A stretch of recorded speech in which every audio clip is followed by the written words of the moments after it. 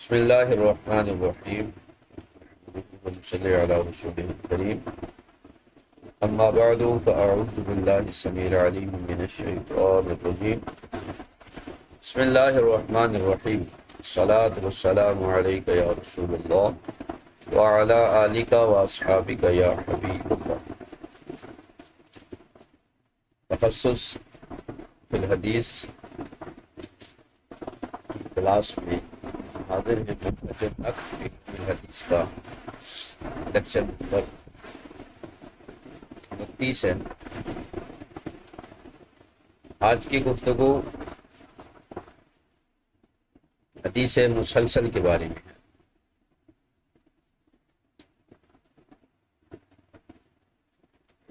حدیث مسلسل کسے کہا جاتا ہے اور اصطلاحات حدیث میں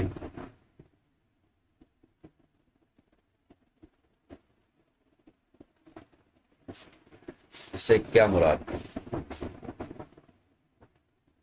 فرماتے ہیں المسلسل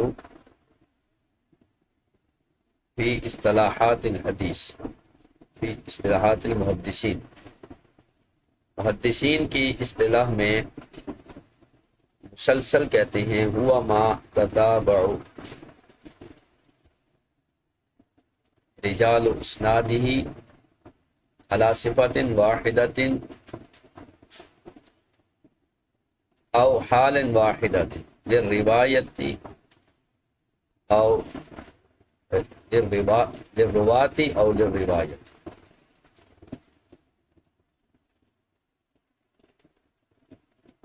باتیں ہیں کہ محدثین کی اصطلاح میں مسلسل اس حدیث کو کہتے ہیں جس کی سند کے تمام راوی کسی ایک صفت پر یا کسی ایک حال پر متفق ہوں، مشترک ہوں، خواہ وہ صفت یا حالت خود راویوں کی ہو للرواتی او للروایتی، یا وہ حالت یا صفت جو ہے وہ روایت کی۔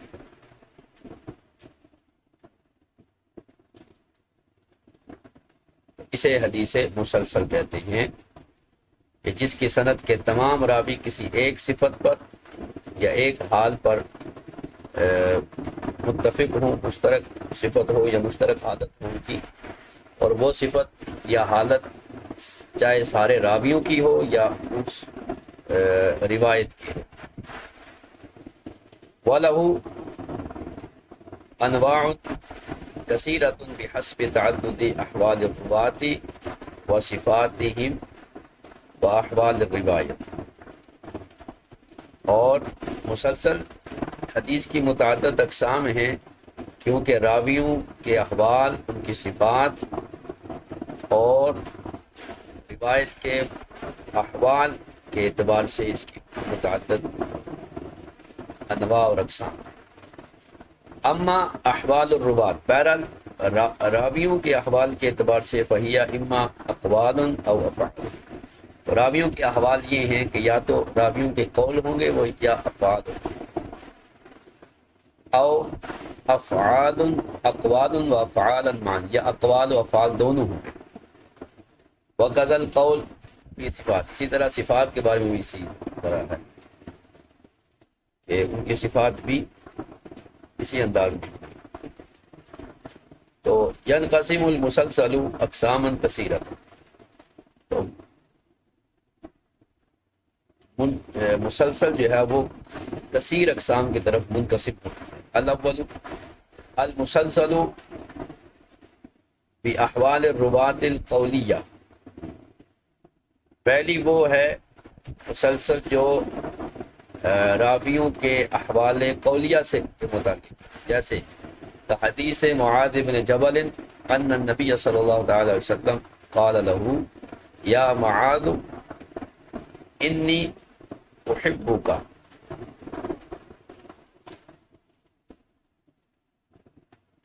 اے معاذ میں تجھے پسند کرتا ہوں،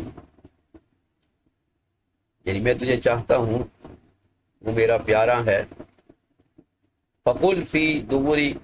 کل صلاۃ،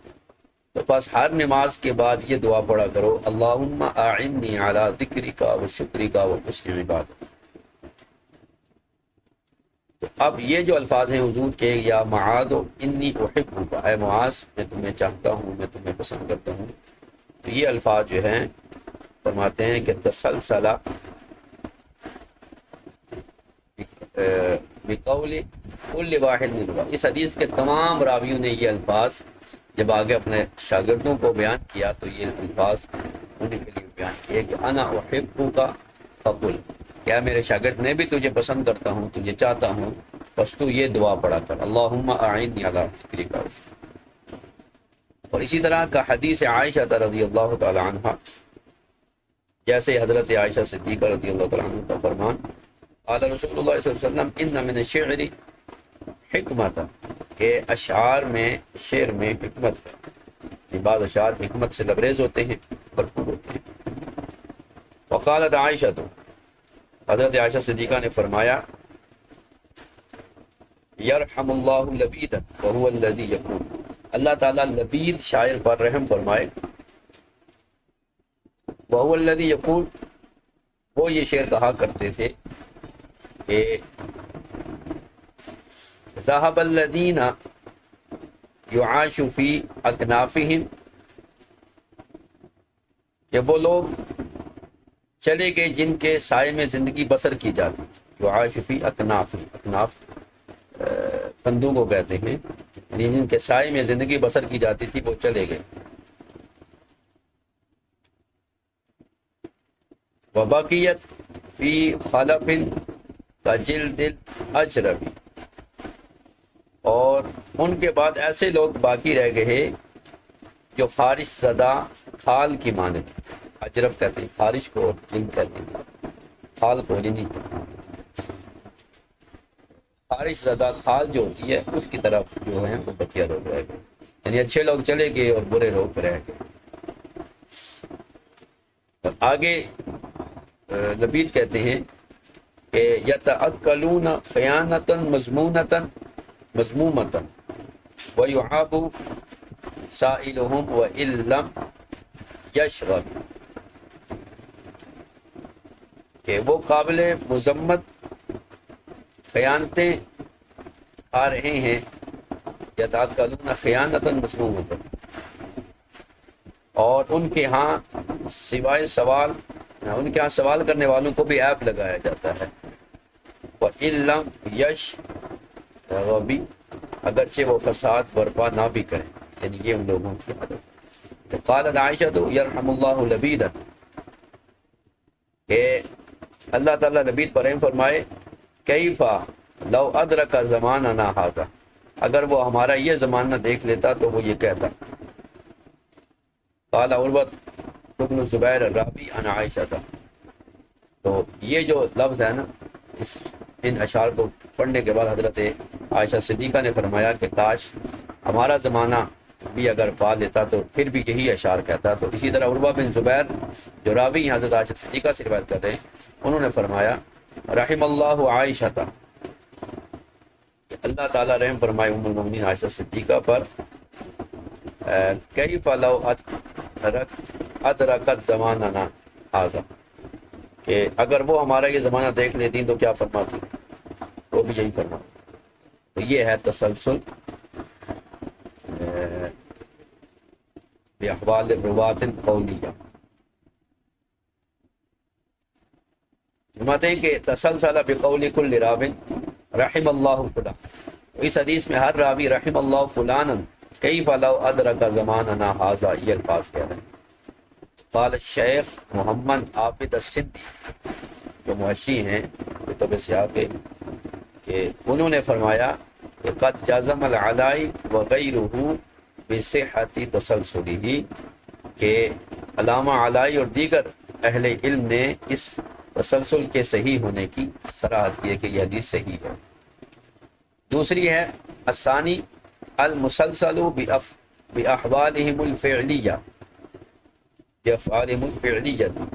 مثل حدیث ابی ہریرہ تھا، وہ مسلسل جو افعال فعلیہ کے ساتھ مسلسل ہے، جیسے حضرت ابو ہریرہ کی روایت ہے شبک بیدی ابو القاسم صلی اللہ تعالی علیہ وسلم وقال خلق اللہ الارض یوم سبت، کہ رسول اللہ صلی اللہ علیہ وسلم نے میرا ہاتھ اپنے ہاتھ میں لے کر انگلیاں آپس میں پیوست کر دی، شبہ کرتا ہے ایک ہاتھ کی انگلیاں دوسرے ہاتھ میں ڈال، یعنی نبی پاک صلی اللہ علیہ وسلم نے میرا ہاتھ اپنے ہاتھوں میں لے کر ہاتھوں کو ایک دوسرے میں داخل کیا اور پھر فرمایا خلق اللہ الارض یوم السبت، اللہ تعالیٰ نے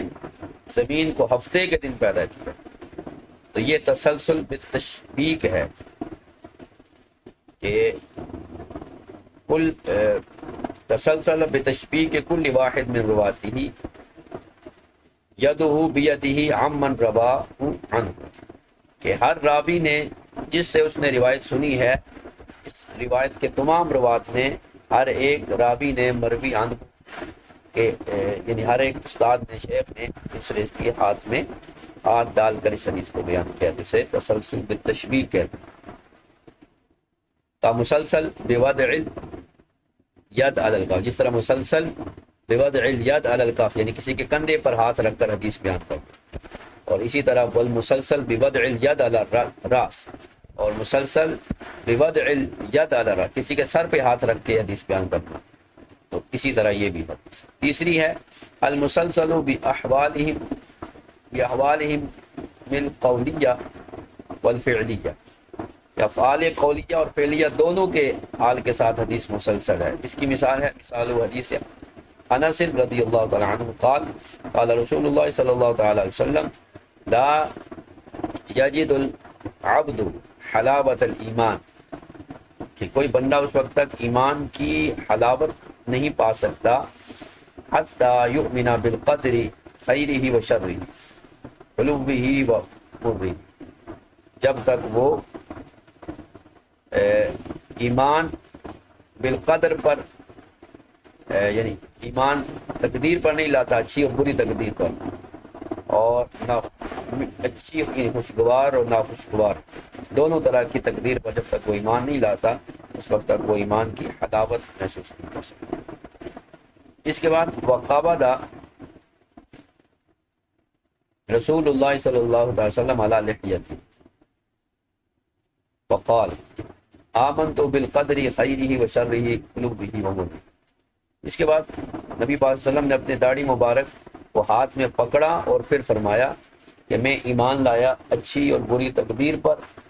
خوشگوار اور ناخوشگوار تقدیر پر۔ تو یہ تسلسل بالصدور ذالک من کل روایت، اس طرح ہر راوی سے یہی عمل صادر ہوا۔ حضرت انس نے جب یہ حدیث بیان کی تو اسی طرح انہوں نے بھی اپنی داڑھی کو پکڑا اور پھر کہا آمنت بالقدر خیرہ و شرہ و علوہ و مرہ۔ اسی طرح ان کے جو شاگرد سب نے اسی طرح، یہ قول بھی اور یہ فعل بھی ہے، قول یہ الفاظ ہیں اور فعل داڑھی مبارک کو پکڑنا۔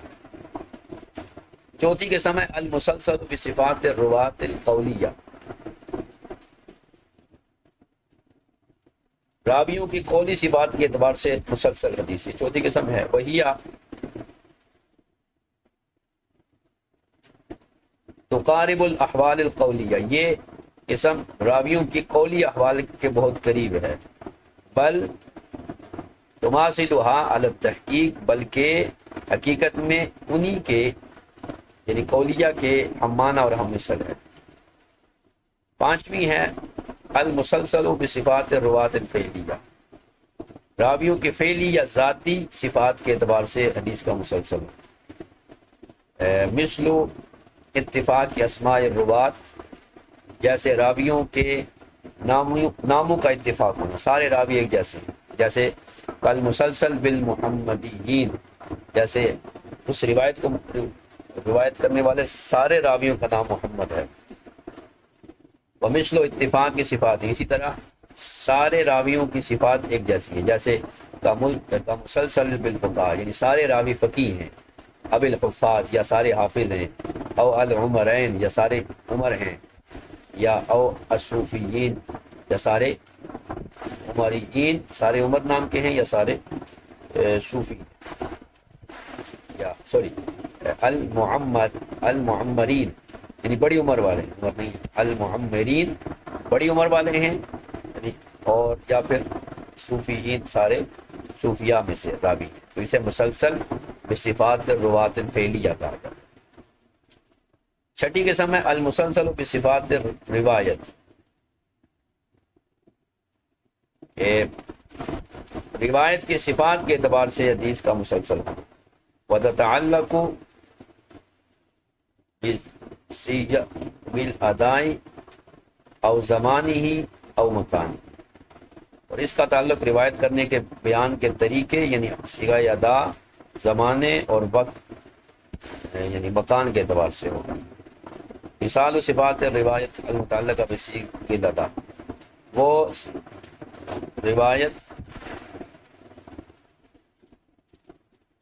مثال اس روایت کی صفات کی جو کیا ہے جی، جن کا تعلق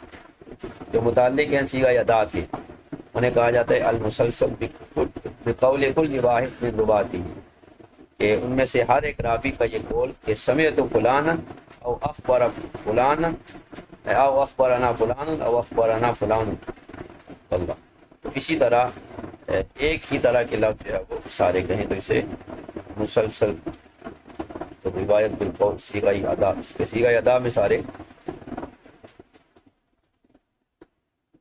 ایک جیسا لفظ لا رہے ہیں۔ اور مثال صفات روایت زمانیہ، اور مثال روایت زمانیہ کی صفات کی، اس کی مثال ہے المسلسل بروایت ہی یوم العید، کہ یوم عید کو روایت کرنا، سب راویوں نے یوم عید کو روایت کی۔ اور مثال صفات روایت المکانیہ،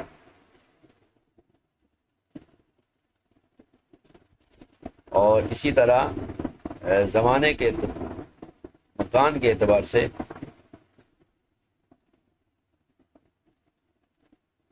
جیسے المسلسل بإجابت الدعاء فی الملتزم، یعنی ملتزم کے پاس کھڑے ہو کر دعا کرنا، خانہ کعبہ کے دروازے اور حجر اسود کے درمیان جو جگہ سے ملتزم کہتے ہیں۔ وغیر ذلک من اقسام یعرف مما ذکرناہ، اسی طرح اور بھی اقسام اور متعدد ہیں جنہیں ہم مثالوں سے ذکر پہچان سکتے ہیں، جنہیں ہم والتسلسل، اب تسلسل کا فائدہ کیا ہے، یہ کیوں لائی جاتی ہے؟ کریں والتسلسل یفید اتصال حلقات السند مع ما اقترن بها من صفت خاصۃ او حالت خاصۃ، کہ حدیث مسلسل جو ہوتی ہے یہ سند کی تمام حلقات کو یعنی کڑیوں کو باہم متصل کرتی ہے، اور اس کے ساتھ ساتھ اس میں موجود کوئی خاص صفت یا کسی خاص حالت کو بھی مزید نمایاں کرتی ہے۔ وذالک یقوی معنی الاتصال فی الحدیث، اور معنی اتصال جو حدیث میں ہوتا ہے اس کو کیا ہو جاتا ہے، وہ اس چیز سے قوی ہو جاتا ہے۔ لذالک قال الحاکم، حاکم اس لیے امام حاکم نے فرمایا فإنه نوع من السماع الظاہر الذي لا غبار علیہ، کہ یہ ایک ایسا ظاہر سماع ہے جس میں کسی قسم کا کوئی شبہ باقی نہیں رہتا۔ وقال ابن صلاح، اور امام ابن صلاح نے فرمایا خیرھا ما کان فیہ دلالۃ علی اتصال السماع، بہترین مسلسل وہ ہے جس میں سماع کے متصل ہونے کی جو ہے وہ رہنمائی ہو، اور عدم التدلیس اور تدلیس کے نہ ہونے کی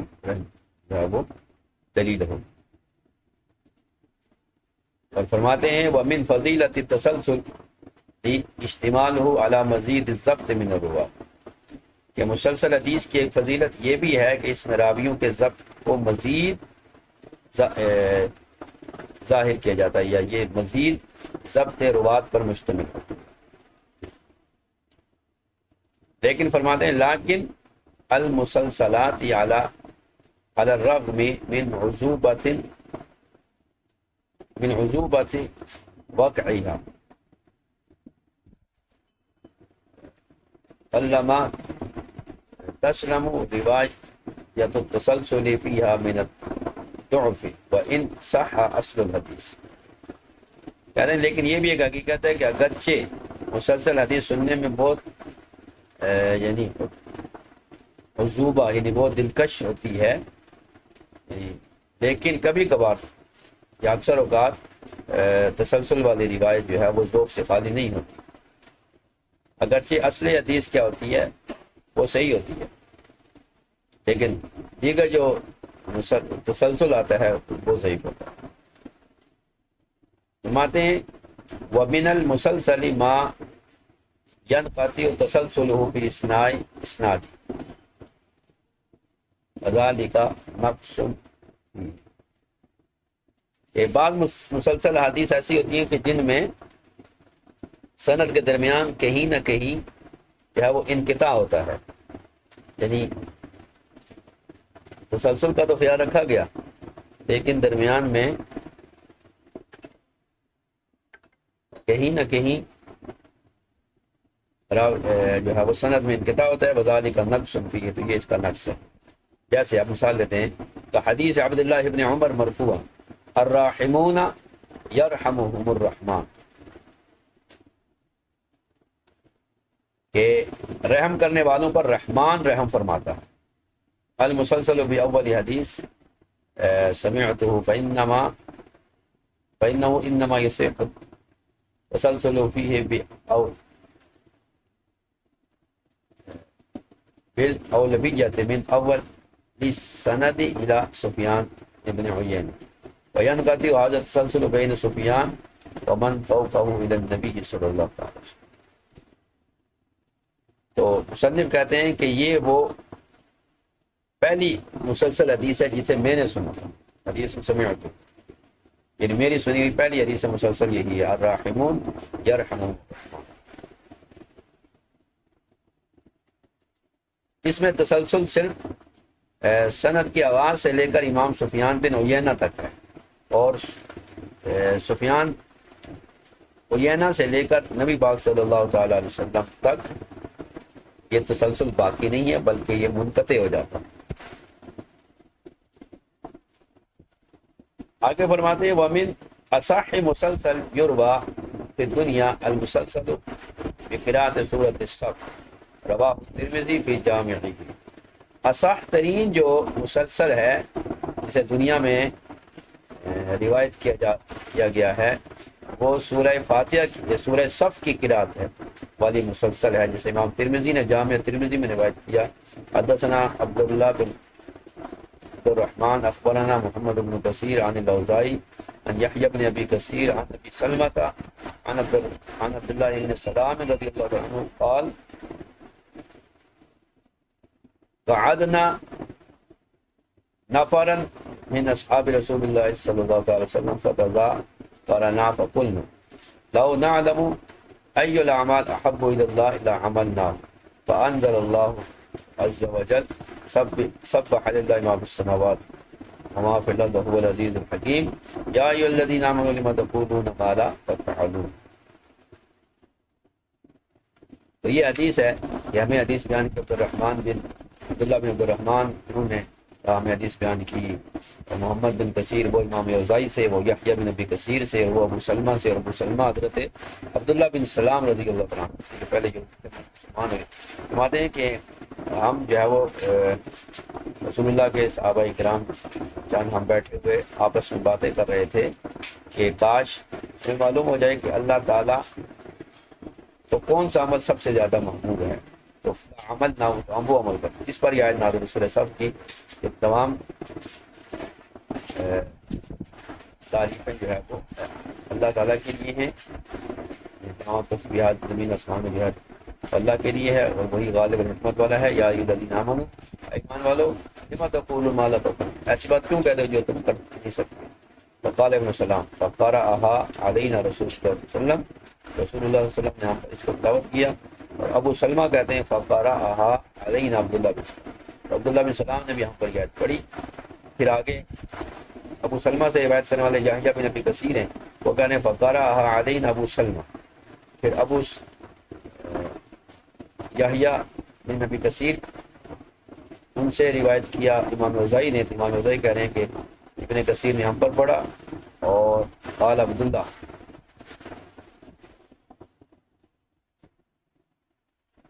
عبداللہ بن عبد الرحمن فقرأ علینا ابن کثیر، ابن کثیر اس طرح یہ روایت جو ہے وہ مسلسل۔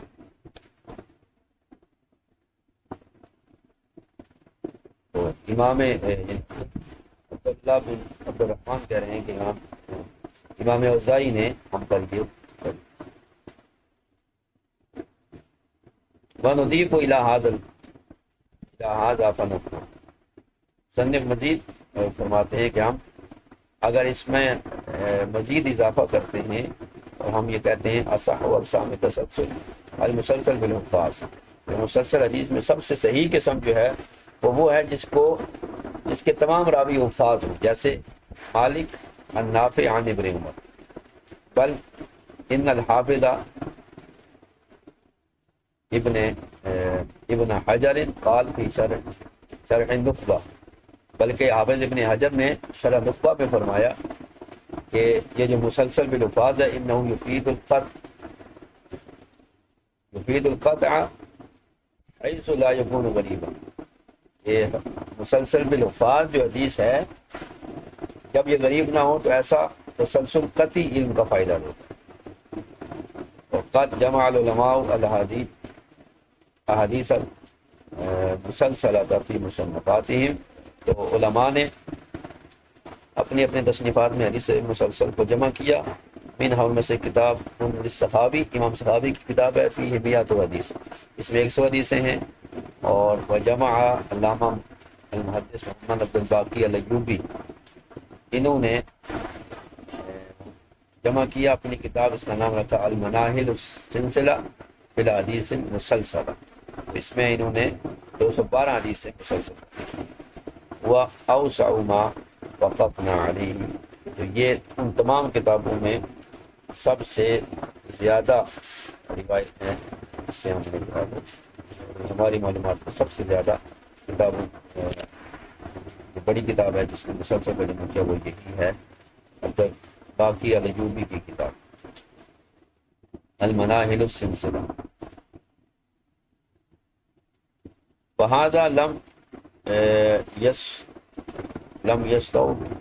المسلسلہ بصفات الرواة، لیکن اس میں راویوں کی صفات میں اپنے تمام حدیث کو کا استیعاب نہیں کیا گیا، بلا سیما المسلسل بالالفاظ، خصوصاً جو مسلسل بالالفاظ یعنی لو اس تو وفا لکانت اکثر من ذالک بکثیر، اگر وہ بھی شامل کر لی جاتی ہیں تو تعداد اس سے بھی کہیں بڑھ جاتی، یہ حدیث مسلسل۔ اب حدیث عالی ہے الاسناد العالی، اسناد عالی کہتے ہیں هو الذی قل عدد رجالہ مع الاتصال، کہ وہ روایت جس کے راوی جو ہے سند کے اتصال کے ساتھ کم عدد میں راوی ہوں اور سند بھی متصل ہو، اسے سند عالی کہتے ہیں۔ وقدا اذا تقدم سماع راوی ہے او تقدمت وفات شیخ، اسی طرح اگر کسی راوی نے اپنے شیخ سے پہلے زمانے میں حدیث سنی ہے اوائل دور میں، یا اس کا شیخ دوسرے شیخ کے مقابلے میں پہلے وفات پا گیا ہے، تو یہ بھی سند عالی۔ وعلو الاسناد لہو عند المحدثین شان کبیر، محدثین کے یہاں اس کا بڑا مرتبہ ہے علو سند کا، سند عالی کا۔ ذالک انہ یفید قوت سند، اس لیے کہ اس سے سند کی قوت کا فائدہ حاصل ہوتا ہے، لأنہ یبعد احتمال الخلل عن الحدیث، جتنے واسطے کم ہوں گے اتنے حدیث میں خلل کا جو احتمال ہے وہ کم ہوگا۔ لأن کل رجل من رجال قد يحتمل ان يقع من جهته خلل، اس لیے کہ ہر راوی کے بارے میں یہ احتمال ہے کہ اس کی جہت سے کوئی حدیث میں کوئی خلل واقع نہ ہو۔ فإذا قلت الوسائط فإذا قلت الوسائط تقل جهات الاحتمال الخلل، قلت الوسائط، جب وسائط یعنی واسطے اور راوی کم ہو جائیں گے تو خلل کے جو احتمال ہیں جہاد کے وہ بھی کم ہو جائیں گے۔ فیکون علو السند قوۃ للحدیث قوۃ للحدیث، لہذا علو سند جو ہے نا وہ حدیث کے لیے قوت بن جائے گی۔ قال الحافظ ابو الفضل المقدسی، امام حافظ ابو فضل المقدسی نے فرمایا کہ اجمع اہل النقل علی طلبہم من العلو ومد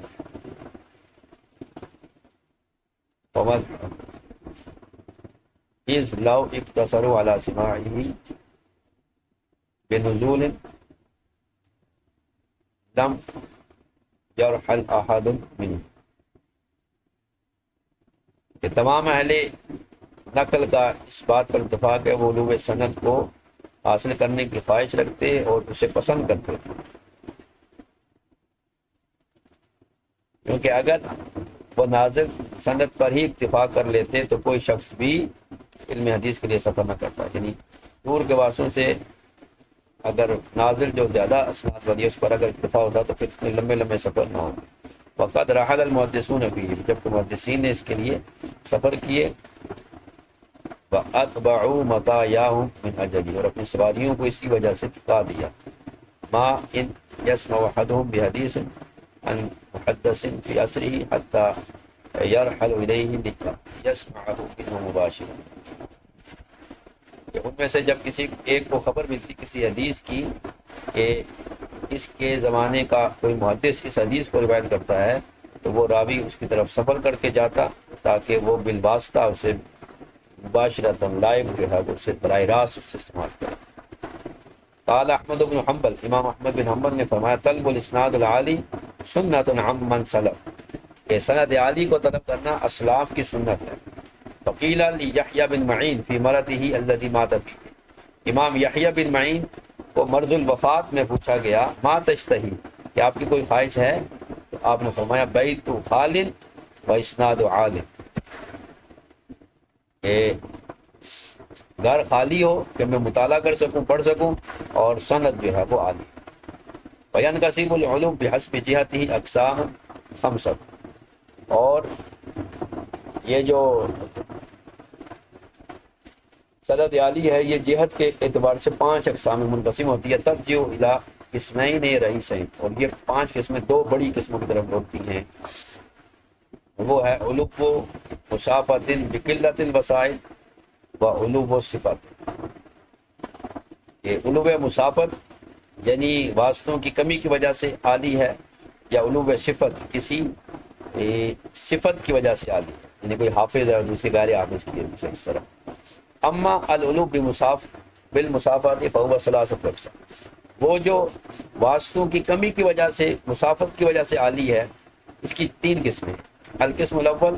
پہلی قسم ہے القرب من رسول اللہ صلی اللہ علیہ وسلم من حیث العدد باسناد صحیح لطیف، کہ پہلی قسم یہ ہے کہ رسول اللہ صلی اللہ علیہ وسلم سے قریب ہونا عدد کے اعتبار سے، یعنی تعداد راوی کم ہے تو یہ، جبکہ سند صحیح ہو، صاف ستھری ہو، نظیف ہو۔ وہذا علو مطلق، یہ علو مطلق ہے، وہ افضل انواع العلو واجلیہ، یہ تمام علو کے اسناد میں افضل و اعلیٰ ہے۔ قال محمد بن اسلم الطوسی الزاہد، محمد بن اسلم طوسی الزاہد نے فرمایا قرب الاسناد قرب او قربۃ اللہ، سند کا قریب ہونا یہ بھی ایک قرب ہے یا اللہ تعالیٰ کے قربوں میں سے ایک قرب ہے۔ سند کا رسول اللہ کے قریب ہونا اللہ تعالیٰ کا قرب حاصل کرنے کا یہ ذریعہ ہے۔ تو کہہ رہے ہیں وجہ کلام ہی ہاذا مما ہاذا فی ما نرا، کہ اس قول کا مفہوم یہ ہے کہ ان قرب الاسناد یفید قوت السند کما عرفنا، سند کا قریب ہونا یہ قوت سند کا فائدہ دیتا ہے، جیسے آپ کو پہچان چکے ہو، وہ استخراج المحدث لذالک یقربہ الی اللہ، تو محدث کا ایسی بلند سند کو حاصل کرنے کی کوشش کرنا اسے اللہ تعالیٰ کے مزید قریب کر دیتا ہے۔ وقد اعتنى العلماء بهذا النوع، اسی واسطے اس قسم کے لیے محدثین نے خوب کوشش کی، خاص توجہ دی اس پر، وجمعوا فیہ تالیف، اور اس بارے میں انہوں نے مستقل کتابیں تالیف کی، واشهرها ما جمعت فی الاحادیث الثلاثیہ، اور جو مشہور ترین کتاب ہے جو ثلاثیات پر لکھی گئی ہے، جیسے مثل ثلاثیات المسند و کتاب ثلاثیات البخاری، تو وہ ہے ثلاثیات المسند مسند احمد اور ثلاثیات امام بخاری کے پاس 22 ثلاثیات ہیں اور امام احمد کے پاس اس سے کہیں زیادہ ہیں. والاحادیث الثلاثیہ ہی ما کان بین الامام المصنف و بین النبی صلی اللہ علیہ وسلم ثلاث مسائل. تو ثلاثی حدیثیں وہ ہوتی ہیں کہ مصنف امام کے درمیان اور رسول اللہ صلی اللہ علیہ وسلم کے درمیان 3 واسطے ہوتے ہیں. جیسے مثال ہے حدیث امام احمد قال حدثنا سفیان قلت لعمر سمعت جابر. تو یہ 3 واسطے ہیں، سفیان، عمر اور حضرت جابر. یقول فرماتے ہیں مر رجل فی المسجد معه سهام، کہ ایک شخص مسجد سے گزرا کہ اس کے ہاتھ میں تیر تھے. فقال له رسول اللہ صلی اللہ علیہ وسلم امسک بنسلیہ قال نعم. حضور اکرم صلی اللہ علیہ وسلم نے فرمایا کہ اس کے جو نوک ہے، نسل ہے یعنی پھل جو ہیں اس آگے، اس کو پکڑ لو، یعنی وہ کسی کو چبھے نہیں. اس نے عرض کی نعم جی ہاں. تو اس میں امام احمد نے 3 واسطوں سے سفیان بن عیینہ، عمر بن دینار اور حضرت جابر، 3 واسطوں سے اس کو روایت کیا. تو یہ ثلاثیات احمد ہیں. اور امام بخاری نے جو روایت کیا وہ ہے مکی بن ابراہیم، یہ امام اعظم کے شاگرد ہیں. اور اس کے بعد یزید بن ابی عبید 2 اور عن سلمہ بن اقوا ہیں، یہ حضرت سلمہ بن اقوا. یہاں 3 واسطے ہیں. امام بخاری کے بعد مکی بن ابراہیم، یزید بن ابی عبید اور سلمہ بن اقوا رضی اللہ تعالیٰ. قال سمعت النبی صلی اللہ تعالی وسلم یقول من یقل علی ما لم اقل فلیتبوأ مقعدہ من النار. جس نے مجھ پر ایسی بات کہی جو میں نے نہ کہی ہو تو وہ اپنا ٹھکانہ جہنم بنا لے. اسی لیے موضوع حدیث بیان کرنا گناہ ہے، یہ گناہ کبیرہ ہے. اور حضور پر حدیث جھوٹ گڑنا یہ ایک ایسا گناہ ہے کہ اس کی حدیث پہ کبھی بھی قابل، یعنی وہ مردود راوی ہو جائے گا، اس کی روایت کبھی قبول نہیں کی جائے. وقت تساہل فی جمع ثلاثیات المسند، اور کہتے ہیں کہ البتہ جس شخص نے مسند احمد کی ثلاثیات کو جمع کیا اس نے اس معاملے میں کچھ سستی کی. فاورد فیہ مثل اسناد، تو اس نے یہ سند بھی وارد کر دی حشیم عن حمید عن انس هكذا بهذا اللفظ. اور حشیم اور حمید یہ دونوں جو راوی ہیں مدلسان، اور لم یصرحا بالتحدیث. تو ان جب مدلس راوی عن سے روایت کرے تو اس کی روایت متصل نہیں ہوتی. تو یہ دونوں مدلس ہیں، حشیم بھی اور حمید بھی. تو انہوں نے حدیث کی صراحت نہیں کی کہ انہوں نے واقعتاً حضرت انس سے سنا ہے. لہذا مما يدخل على السند احتمال الانقطاع و حذف الوسائل. تو اس میں یہ احتمال ہے کہ سند میں انقطاع یا درمیان میں راوی کے ساقط ہونے کا احتمال موجود ہے. اور اس نوعیت کی وفی حدیث کثیرۃ من ھذا القبیل، اس طرح کی اور بھی حدیثیں مسند احمد، ثلاثیات مسند احمد میں ہیں. اما اذا كان قرب الاسناد معدوف بعض روات فلا التفات الى هذا. بہرحال اگر قرب سند کے ساتھ بعض راوی ضعیف بھی ہیں تو اس علو کی طرف التفات نہیں کرنی چاہیے. وقت اتحاد بعض الکذابین علی العلو، حتیٰ کہ بعض کذاب راویوں نے بھی علو سند بنا لی. وسیلتاً لترویج کذبہم، اپنے جھوٹ کو پھیلانے کا ایک ذریعہ بنا لیا، لہذا ایسوں کی طرف نہیں جانا چاہیے. فدعا بعضهم الصحبۃ، بعض نے ان کے صحابی ہونے کا دعویٰ کیا. بعض جیسے مثل رتن الہندی، ادعا بعضهم السماع من الصحابہ، بعض لوگ نے کذابین نے صحابہ سے سماع کا دعویٰ کیا، جیسے ابراہیم بن عتبہ اور دینار بن عبداللہ اور ابو الدنیا الاشج. فافتضحوا بکذبہم، تو بس ان کا جھوٹ واضح ہو گیا.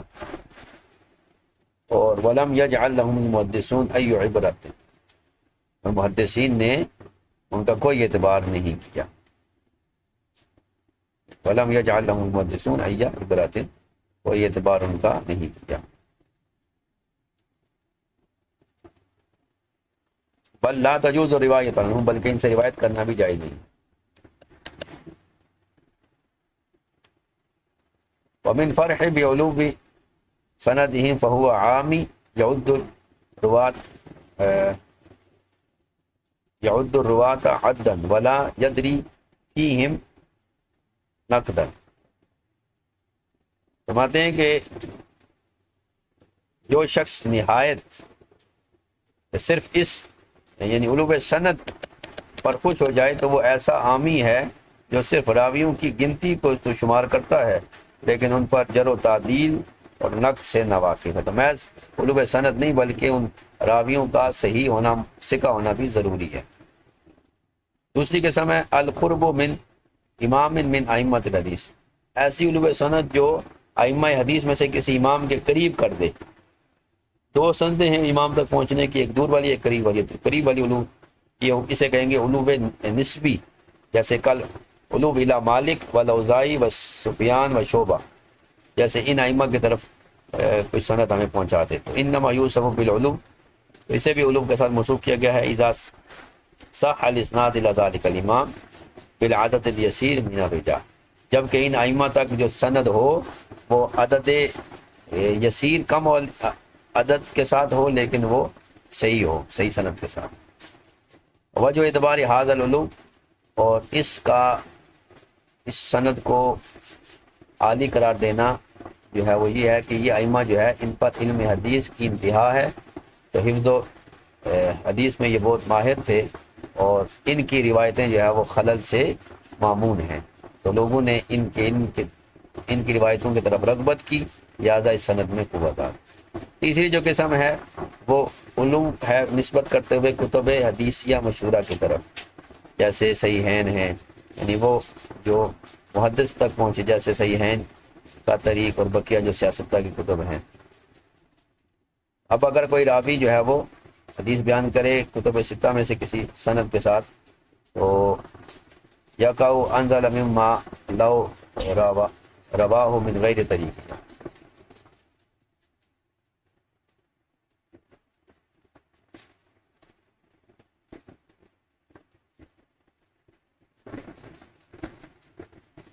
اگر کسی حدیث کو صحیح بخاری، مسلم یا دیگر کتب ستہ کے علاوہ کسی ایسے طریق سے روایت کرے جس میں راویوں کی تعداد کم ہو، ریالی ہوگی. کیونکہ اگر حدیث کو صرف کتاب کے واسطوں سے روایت کی جائے تو عام طور پر سند جو ہے وہ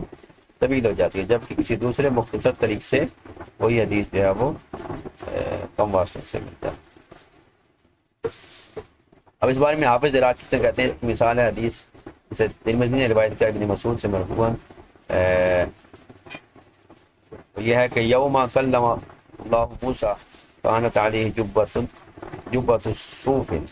جس دن اللہ تعالیٰ نے حضرت موسیٰ سے کلام کیا اس دن حضرت موسیٰ نے اون کا جبہ پہنا ہوا.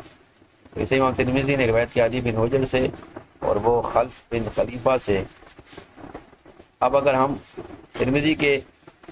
طریق سے روایت کریں تو ہمارے اور خلف کے مابین 9 واسطے ہیں.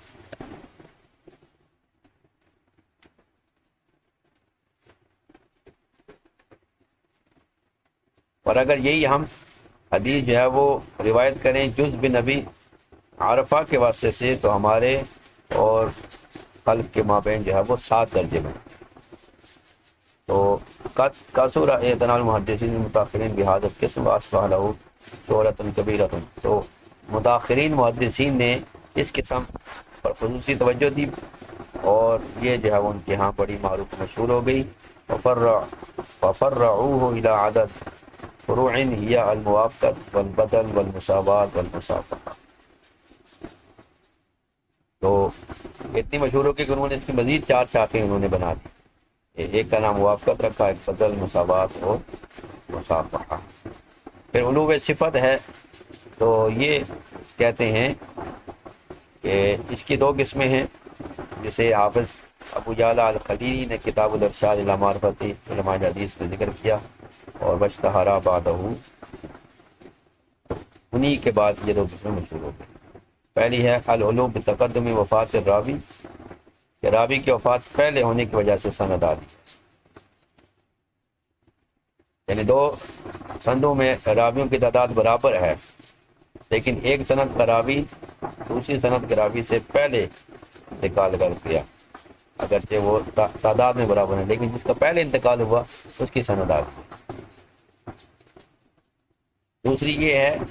کہ شیخ سے پہلے سنا، جس نے پہلے سنا اگر عدد برابر ہے تو جس راوی نے پہلے شیخ سے سنا اس کی روایت جو ہے وہ دوسرے سے عالی ہے، تو اس کو بھی جو ہے وہ علماء نے بیان کیا۔ البتہ اگر دونوں قسم میں سے اکثر ایک دوسرے کے ساتھ اشتراک پایا جائے تو پھر علماء نے اس کو ایک ہی قسم قرار دیا۔ تو مصنف فرماتے ہیں کہ ہم نے دونوں قسموں علوم کا فائدہ ہر جگہ ظاہر نہیں کیا، مگر صرف بعض صورتوں میں ظاہر ہوتا ہے جو علوم حدیث کی کہ دوسرے ابواب سے متعلق، مثلا معرفت من اختلط فی آخر عمری، یعنی یہ معلوم کرنا کہ کون سا راوی عمر کے آخری حصے میں اختلاط حافظے کی کہ خرابی کا شکار ہو گیا تھا، تو اس طرح کی جو خاص ہے۔ اسی واسطے حافظ ابن حجر عسقلانی نے جیسے بعض محققین نے دونوں قسموں کو مستقل اقسام میں شمار نہیں کیا۔